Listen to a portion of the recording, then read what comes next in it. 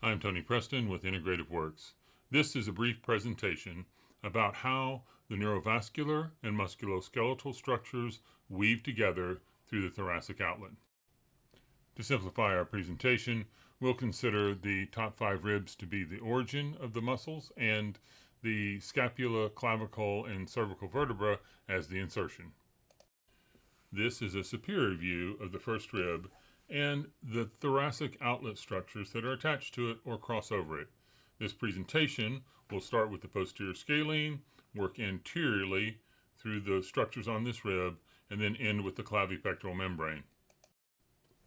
Before we get started, it's worth noting that the scalenes have a statistically significant number of variations in how they attach and the width of their attachments. The posterior scalene originates on the second rib, skips over the first rib, and attaches to the transverse processes of C4 through C6. The next structure is the middle scalene, which extends from the first rib to the transverse processes of C3 through C6. Next is the brachial plexus, which typically includes the nerve roots from C5 to T1, but can be highly variable.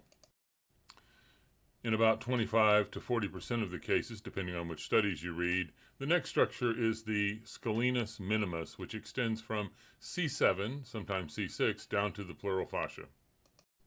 Next is the subclavian artery, followed by the anterior scalene, which extends from a tubercle on the first rib to the transverse processes of C3 through C6.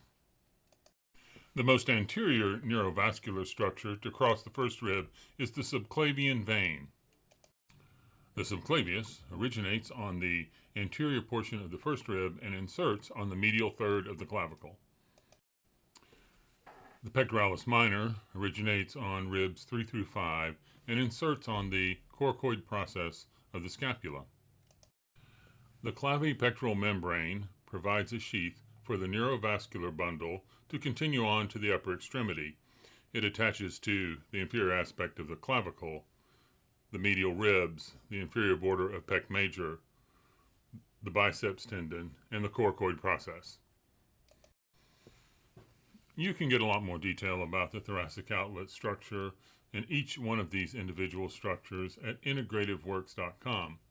Also, I will leave a link in the description for you to go to Etsy if you'd like to pick up downloadable images or prints. This is Tony Preston with Integrative Works.